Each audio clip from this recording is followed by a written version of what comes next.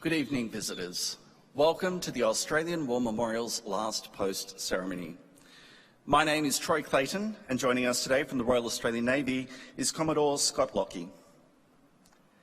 We warmly welcome the family of Lieutenant Hector James Abbott Ferguson, whose story will be told shortly. We welcome the veterans who have served, those that are still serving, and the families that support them.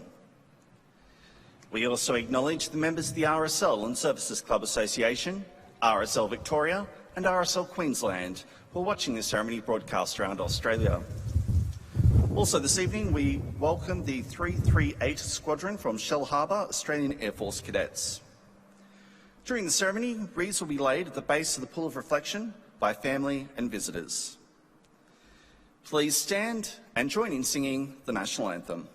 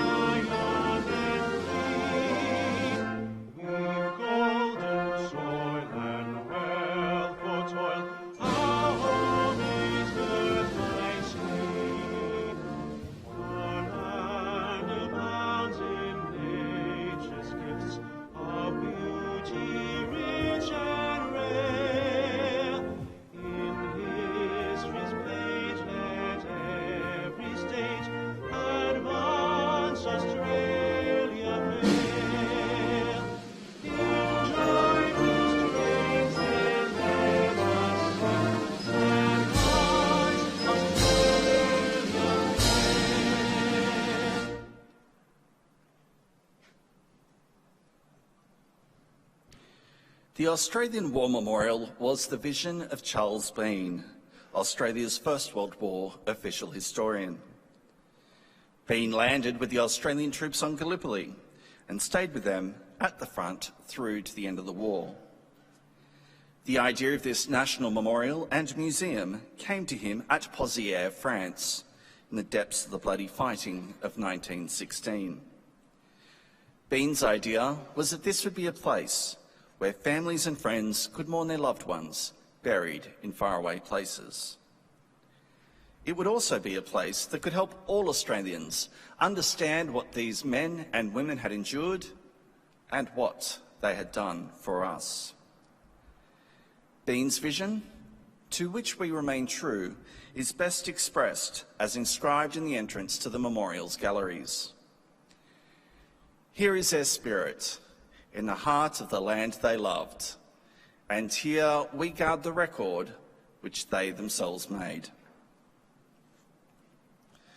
Tonight, we will read the story behind just one of those on the Roll of Honour, which lists the names of more than 102,000 men and women who have given their lives for us in war and other operations for more than a century.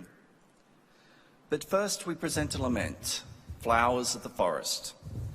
Wreaths or floral tributes will now be laid at the base of the Pool of Reflection.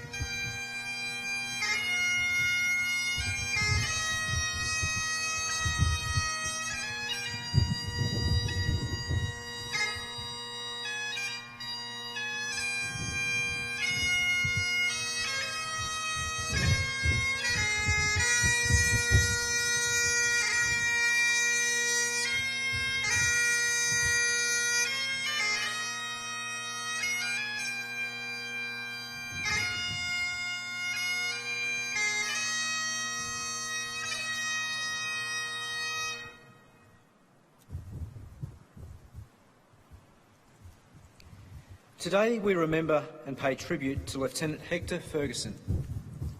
Hector James Abbott Ferguson was born on the 14th of December 1886 to James and Eliza Ferguson of Brisbane, Queensland.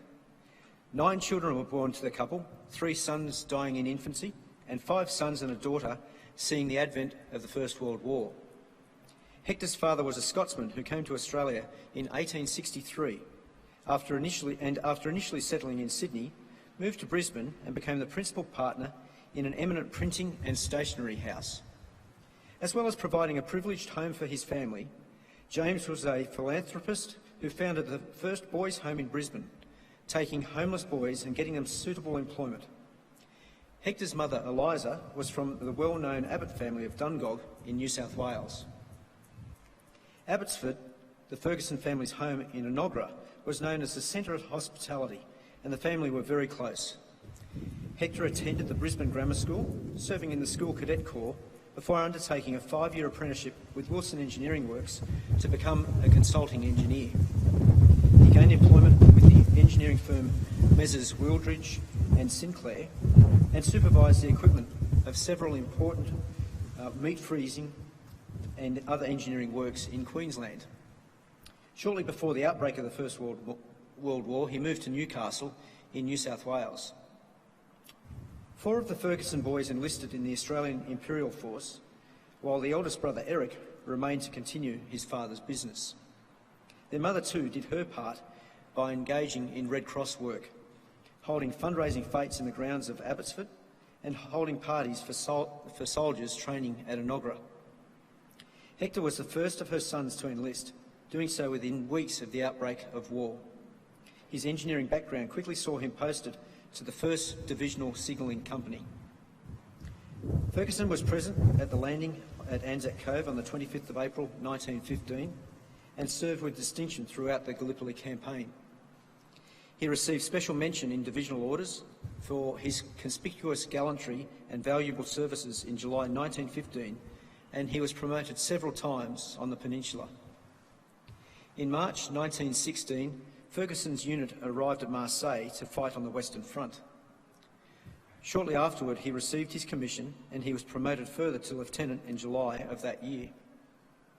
Ferguson continued to serve with courage and determination, often in various dangerous circumstances.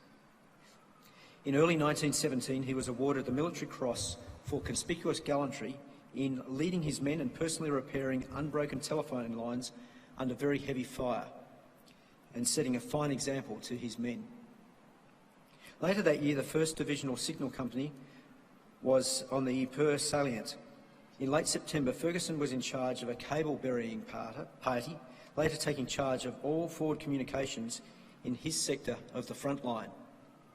Once again, he showed great personal bravery, energy and powers of organisation in maintaining communication and personally led linesmen's parties for repairing broken cable routes and lines during heavy shell fire.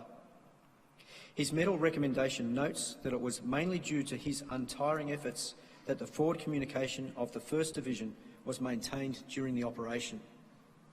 The recommendation carried, and he was awarded a bar to his military cross. A month later, on the 21st of October 1917, Hector Ferguson was killed in action.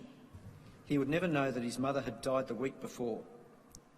He was buried at Renninghurst New Military Cemetery in West Vlaanderen.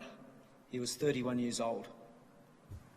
His name is listed on the Roll of Honour on my right, among more than 60,000 Australians who died during the First World War. This is but one of many stories of service and sacrifice told here at the Australian War Memorial. We now remember Lieutenant Hector James Abbott Ferguson, who gave his life for us, for our freedoms, and in the hope of a better world.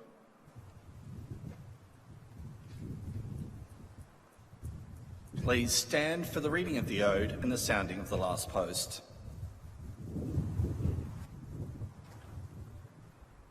They shall grow not old, as we that are left grow old. Age shall not weary them, nor the years condemn. At the going down of the sun, and in the morning, we will remember them.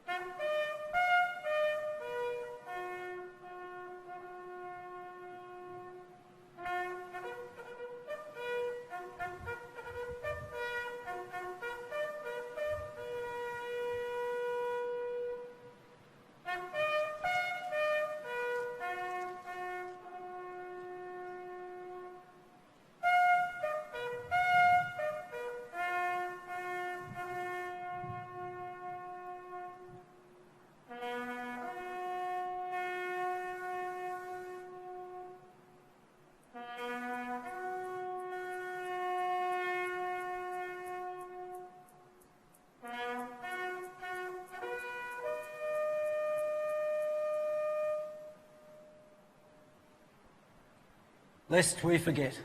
Lest we forget.